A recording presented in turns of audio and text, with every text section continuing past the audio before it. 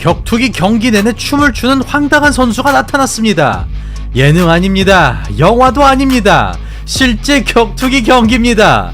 바로 로드FC에서 이두리와 역대급 명승부를 만들어낸 카와무라 류. 프로레슬러이자 MMA 파이터인 카와무라는 판크라스 2체급 챔피언과 동시에 실제 경영진으로 등재되어 있는 독특한 이력의 선수인데요. 무엇 하나 평범한 게 없는 카와무라의 격투 인생이 어떻게 펼쳐졌을지 오늘 영상에서 알아보겠습니다. 우리 차도로님의 인사 말씀을 듣도록 하겠습니다. 네. 대한민국을 대표하는 격투기 및 무술 전문 분석 채널의 차도로입니다. 반갑습니다.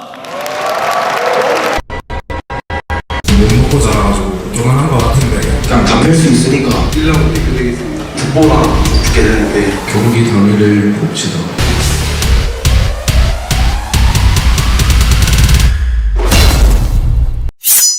(1981년) 일본 기후현 태생인 카와무라 류는 초등학교 6학년 때부터 야구를 시작했지만 프로레슬링을 더 좋아했습니다. 그는 프로레슬링을 전파하기 위해 친구들을 세뇌시킬 만큼 열렬한 팬이었고 그런 열정은 시간이 흘러서도 변하지 않았는데요. 중학생이 된 카와무라는 프로야구 선수가 되기 위해 진심으로 운동에 매진하면서도 프로레슬러가 되겠다는 막연한 꿈이 있었고 이후 대학에 입학한 뒤 지금껏 해왔던 야구를 그만두고 프로레슬러가 되기로 결정합니다. 그리고 카와무라는 프로레슬러가 되기 위한 방법으로 미식축구를 선택하는데요. 당시 프로레슬러이자 격투기 선수인 후나키 마사카치의 육체 개조법이라는 책을 읽은 카와무라는 육체 단련에 대한 정보들이 미식축구 기반임을 알게 되었고 마땅히 다른 정보를 얻을 수 있는 매체가 없었기 때문에 무작정 책에서 시키는 대로 하게 된 것이죠. 또한 후나키 마사카츠가 설립한 격투기 단체 판크라스를 알게 된 카와무라는 점점 격투기에 관심을 가지게 되면서 일단 판크라스에 입문하기로 하는데요. 그는 별다른 기술은 없었지만 기초 체력만큼은 뛰어난 편이었고 대학 졸업 후 입단 테스트를 통과하고 판크라스로 들어갑니다. 그리고 카와무라는 판크라스 공동 설립자인 스즈키 미노루에게 올드스쿨한 방식으로 배우는데요. 그는 아무것도 몰랐지만 매일같이 1시간 30분 동안 스파링을 했고 정신없이 탭을 치며 몸으로 기술을 습득했습니다. 그렇게 2-3년 동안 스즈키와 맨몸으로 부딪힌 카와무라는 아마추어 시합에 출전하여 전국 3위를 차지하는데요. 판크라스의 경우 처음부터 프로를 모집하는 게 아니라 일단 선수들을 뽑은 다음 아마추어에서 프로로 육성하는 시스템이 있기 때문에 카와무라처럼 맨 땅에서 만들어지는 경우가 상당히 많았습니다. 그리고 2005년 프로레슬러 데뷔와 동시에 MMA에도 뛰어든 카와무라는 판크라스 라이트 헤비급 토너먼트 우승을 차지합니다. 그는 마치 복싱을 오래 한 것처럼 끊어치는 연타와 뛰어난 거리 감각을 보여주고 싱글렉을 밸런스만으로 막아내는 등 범상치 않는 재능을 드러내죠. 당시 대부분의 일본 선수들이 캐치레슬링에 의존했던 것과 비교하면 상당히 현대적인 느낌이 들었는데요. 모든 주먹이 어깨를 벗어나지 않고 짧게 가격하는 모습은 전문적인 타격가라 해도 손색이 없었습니다.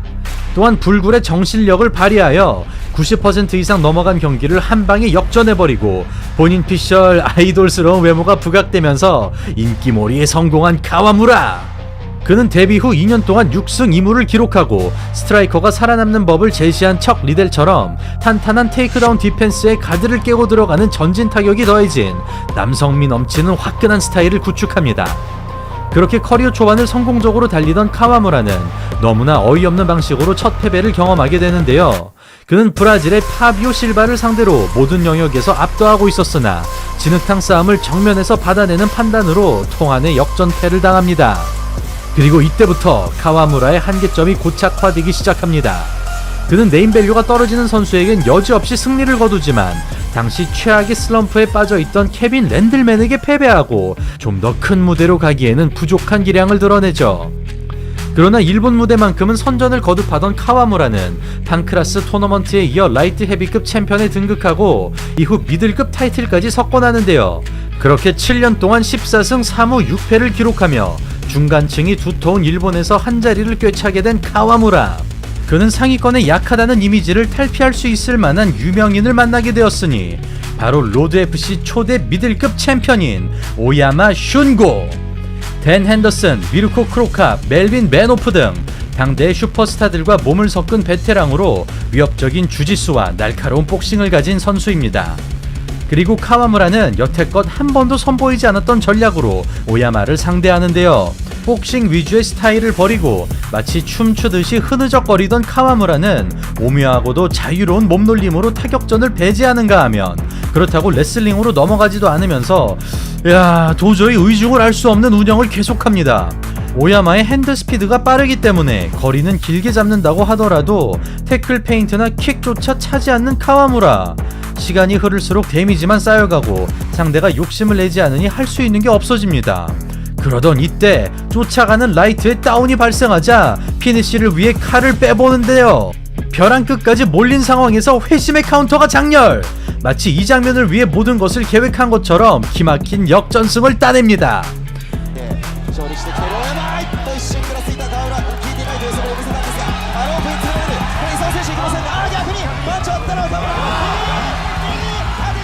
이렇게 회피에 초점이 맞춰진 자유로운 몸놀림과 살을 주고 뼈를 취하는 극단적인 전략으로 타이틀 1차 방어에 성공한 카와무라. 지금껏 일본에서만 활동했던 그는 드디어 원 챔피언십에 진출하고 커리어 최강의 상대인 멜빈 맨호프를 만납니다. 당시 맨호프는 최근 전적 1승 3패 원 노콘테스트로 하락세에 접어들고 있긴 했으나 폭발력만큼은 명성 그대로의 모습이었는데요. 때문에 카와무라로서는 무조건 레슬링으로 가야 되는 상황이었습니다. 보통 맨호프를 상대하는 경우 터무니없는 화력에 주눅들기 마련이지만 무슨 배짱인지 자신감을 표출하던 카와무라는 오야마전과 똑같은 태도를 취합니다. 양손을 내린 위험한 자세로 마음껏 도발하는 카와무라. 리듬에 심취한 듯 현란한 몸동작에 빠져들고 과감한 공격까지 감행합니다. 그럼에도 섣불리 들어가지 못하는 맨호프. 원거리를 유지하는 이유는 태클을 예상하고 있기 때문인데요. 누구라도 먼저 공격한다면 무조건 불리한 상황에서 아무런 공방 없이 시간만 흘러갑니다.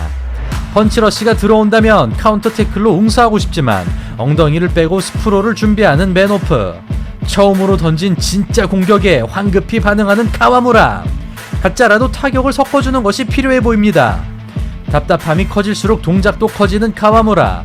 볼짝볼짝 뛰어보지만 들어갈 생각이 없는데요. 이런 양상의 경우 포인트킥에 의해 승패가 갈리는데 이마저도 카운터에 빌미를 주기 때문에 쉽지는 않아 보입니다.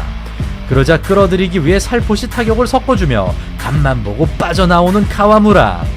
기습적인 라이트. 좋은 시도였지만 스스로에게 확신이 없었죠. 어느덧 4분이 넘도록 똑같은 동작만 반복하는 두 선수. 기다리다 지쳤는지 드디어 승부를 걸어보는데요. 태클과 동시에 풀스윙 라이트를 허용하면서 너무나 어이없게 한 방에 KO를 당합니다. 자, 다시 보겠습니다. 태클 출발과 동시에 앞발을 사선으로 빼줌으로써 사각을 잡았죠.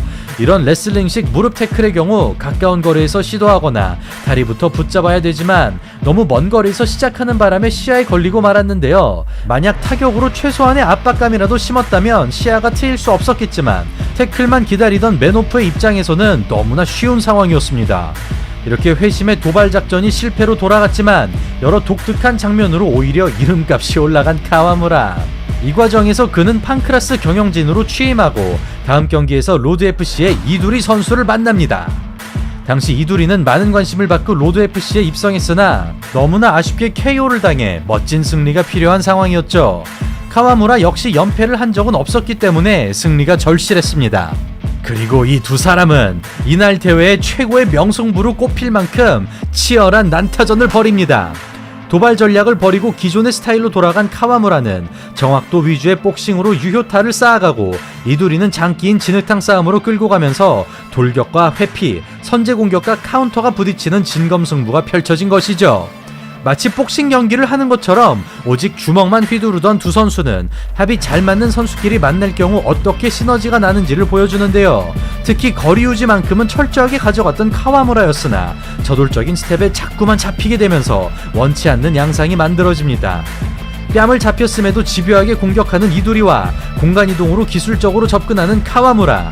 이두리의 파워샷이 보다 깊은 인상을 심어주는 가운데 카와무라 역시 유려한 동작으로 응수합니다. 마이크 타이슨처럼 더킹과 앞손 더블로 들어가는 카와무라. 이에 터프한 전진으로 기술력을 억제하고 카와무라의 바디샷과 이두리의 뚝심이 격돌하던 이때 어려워진 흐름을 한 방으로 끊어냅니다.